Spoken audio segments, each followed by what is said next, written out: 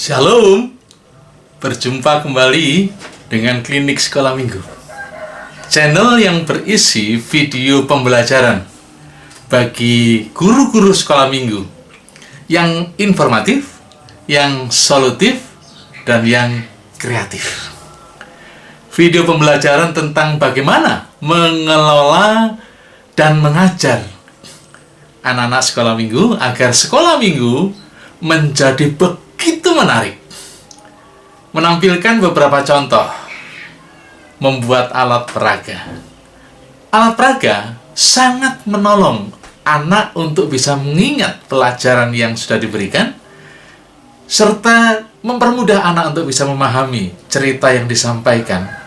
Demikian pun alat peraga juga membantu guru sekolah minggu agar bisa menyampaikan materi dengan lebih baik. Nah, video kali ini menampilkan cerita Alkitab yang didukung dengan cara membuat alat peraganya. Nah, cara membuat alat peraga yang ditampilkan dalam video ini bisa diikuti di akhir, ya, di akhir video ini, ya. Caranya bagaimana membuatnya di akhir video ini. Atau setelah cerita ini selesai, nah di situ nanti akan saya tampilkan bagaimana cara membuat alat peraganya. Oleh sebab itu, ikuti terus, ya, ikuti terus video ini sampai selesai. Jangan di skip ya, kakak-kakak ya. Nah, video pembelajaran lainnya bisa dilihat di deskripsi di bawah ini, ya. Tulisan-tulisan yang di bawah ini, ya. Di situ ada link yang berwarna biru, silakan diklik. Nah, di situ nanti kakak-kakak bisa menikmati video-video pembelajaran yang lain, ya. Juga jangan lupa yang belum subscribe, subscribe ya. Tekan subscribe-nya yang merah jadi hitam. Hehehe. Lalu kemudian jangan lupa bunyikan loncengnya, ya. Tekan loncengnya sampai berwarna hitam. Nah, kalau kakak-kakak membunyikan loncengnya dan berubah menjadi hitam, ya, nanti kakak akan menjadi orang pertama yang akan mendapatkan kiriman video-video saya yang terbaru. Nah, mungkin kakak bertanya-tanya, loh ada apa ini? Nah, ini ya, ini adalah alat peraganya, ya. Ini adalah peraganya, ya. Gimana cara memakainya? Gimana cara membuatnya di belakang? Ya, nanti kalau sudah selesai ya, sabar ya. Nah, ini tabung, ya. Ini berlubang, ya. Tangan saya kalau masuk kelihatan, betul ya? Nah, coba dilihat ya.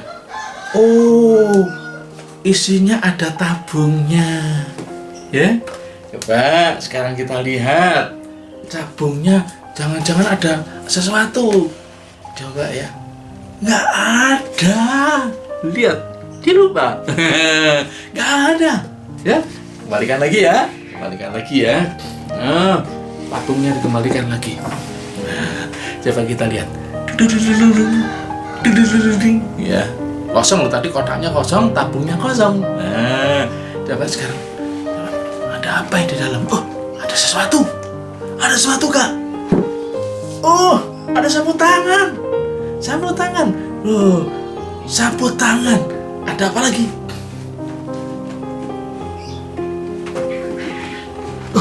Ada sesuatu.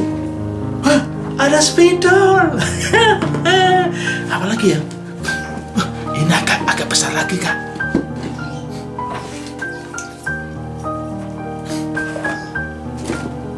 Kosong.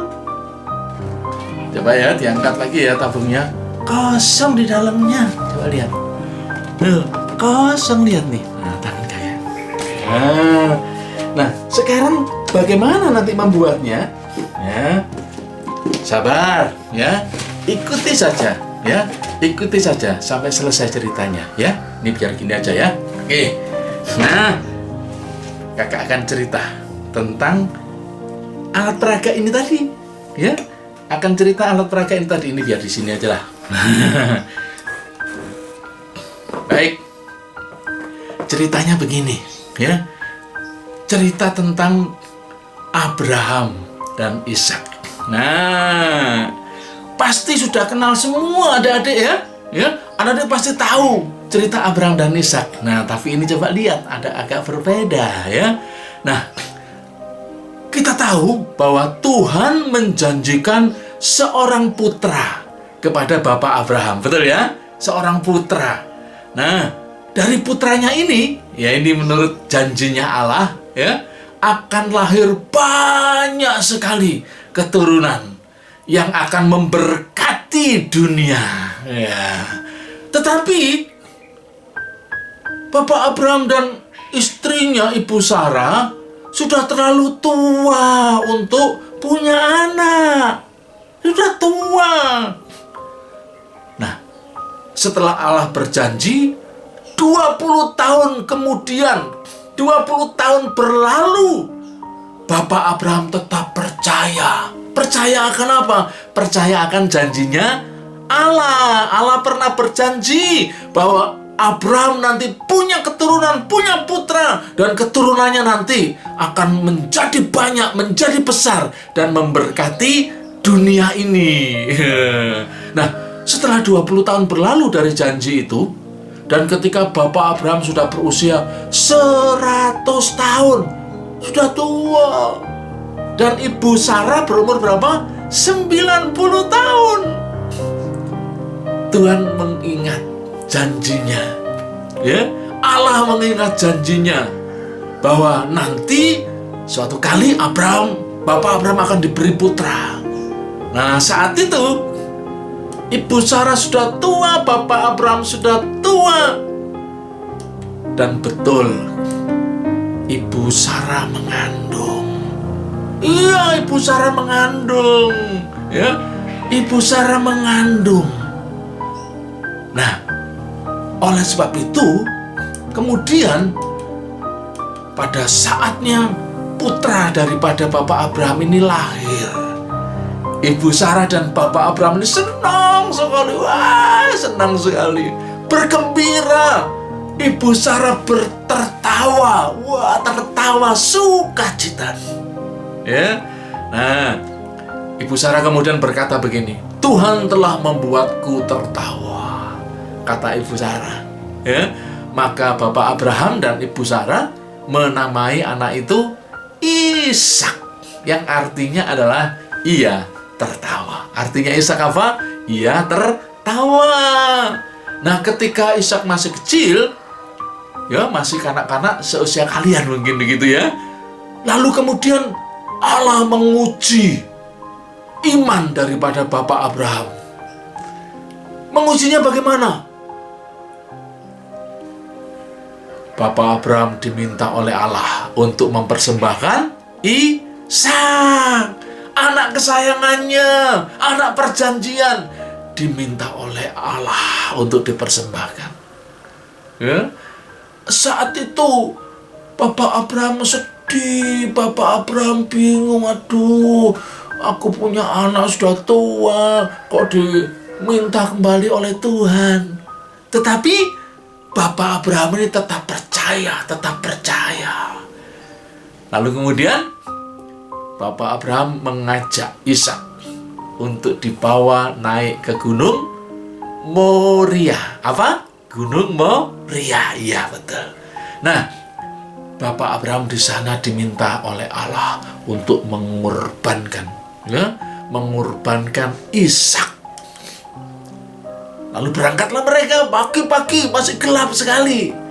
Ishak membawa kayu bakar, sedangkan Bapak Abraham membawa pisau yang tajam, dan membawa obor karena waktu itu masih gelap, dan obor ini nanti dipakai untuk apa? Untuk membakar kayu bakar yang dipakai untuk mempersembahkan, mengorbankan Ishak. Bersama-sama mereka mulai berjalan menuju ke Gunung Moria, mulai naik. Nah, lalu kemudian di tengah jalan, Ishak mulai bertanya kepada bapaknya, kepada ayahnya, Bapak, mana anak domba yang akan kita korbankan?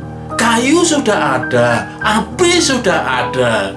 Tanya Ishak kepada Bapak Abraham. Bapak Abraham diam sejenak gitu ya. Ya memang tidak membawa kambing, tidak membawa domba. Tetapi Bapak Abraham percaya sama Tuhan. Lalu kemudian Bapak Abraham berkata apa? Tuhan yang akan menyediakan. Begitu Bapak Abraham bilang ya.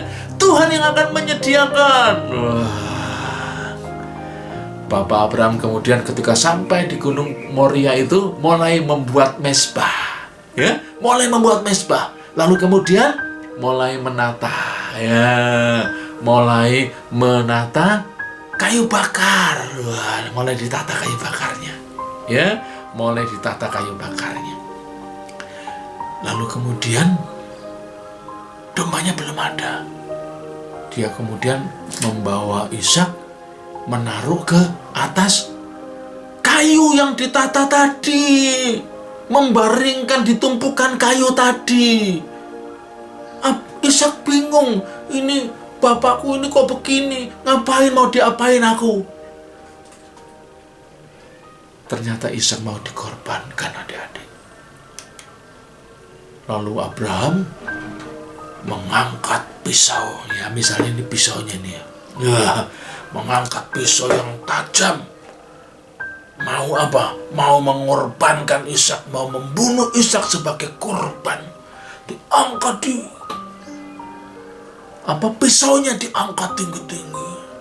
Ketika mau mengayun, tiba-tiba malaikat berseru, Abraham! Abraham mencari bunyi suara. Abraham mencari bunyi suara itu.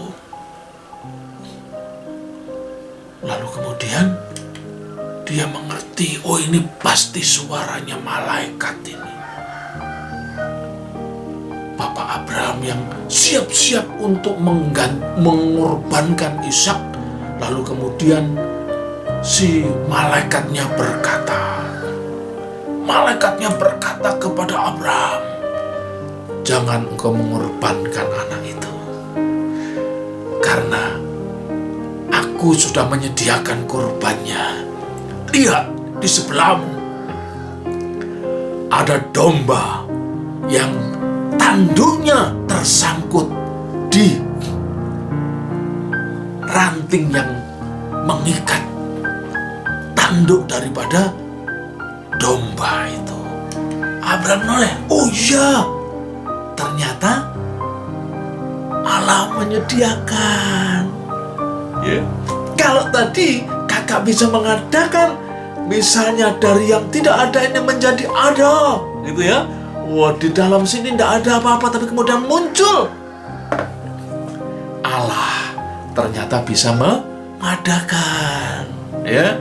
Allah bisa mengadakan. Coba lagi ya, lihat lagi ya, bagaimana kakak mengadakan, ya, memunculkan dari yang tidak ada menjadi ada. Ya, perhatikan ya, sekali lagi ya, lihat lagi ya. Nah, waktu Bapak Abraham mau membunuh Ishak, ya, dengan pisaunya, tiba-tiba Allah menyediakan domba yang tanduknya tersangkut, ya, yang tersangkut di tanaman-tanaman, yang tersangkut duri di sampingnya. Sebelumnya ada enggak domba itu? Enggak ada. Sebelumnya domba itu juga enggak ada. Ya, seperti ini juga. Ya, seperti ini juga. Ya, lihat ini. Oh, di sini enggak ada apa-apa. Ya, lihat nih. Ya, enggak ada. Coba tabungnya juga enggak ada, adik-adik. Lihat nih, ya, kosong ya, enggak ada. Ya, enggak ada tabungnya juga, enggak ada isinya. Coba lihat lagi ya. Mungkin di kiri kanannya Kak, ya, mungkin kanannya enggak ada. Ya, tutup lagi ya. Nah, sekarang coba lihat. Apa yang ada di dalam sini? Oh, ternyata ada sapu tangan. Sekarang warnanya kuning. Kuning. Apa lagi ya? Oh, ada lagi. Ya. Nah, adik-adik, Allah bisa menyediakan dari yang tidak ada menjadi ada. Ya. Allah bisa menyediakan dari yang tidak ada menjadi ada. Seperti Bapak Abraham yang percaya akan janji Allah, Kalau ini hanya sulap saja. Tapi kalau Allah betul-betul mengadakan, ya, Allah betul-betul mengadakan. Coba lihat ya, ini hanya sulap saja ya, tapi Allah betul-betul bisa mengadakan. Kalau ini tadi ya, kakak beritahu ya, ya memang tidak ada ya, tetapi di dalam sini ada apa? Ada ini tempatnya tadi ada di sini. Nah, kalau hitam sama hitam begini kan nggak kelihatan, betul? Kelihatan nggak kelihatan ya, nggak kelihatan.